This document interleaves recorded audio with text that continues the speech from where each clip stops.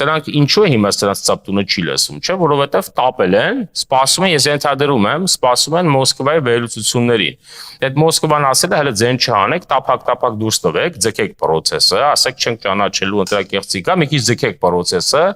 հայությունը սրանով զբաղվի, մենք էլ սկսենք սրանք վերլուծել, մինչև Ռուսաստանում վերլուծեն ինչ են անելու։ Սրանք Մոսկվայի հրամանին են սպասում, սրանք ինքնուրույն մարդիկ չեն։ Հիմա այնտեղ վերլուծում են։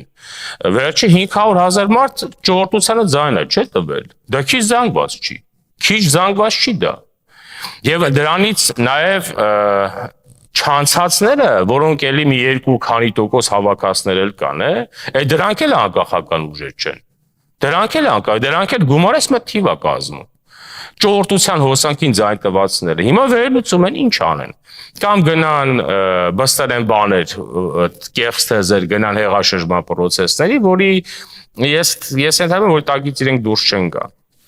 կամ էլ վերցնեն մանդատները սկսեն մխտարել process-ը, սպասում են Մոսկվայի վերլուծությանը։ Դրա համար իրենցից ծպտուն չկա։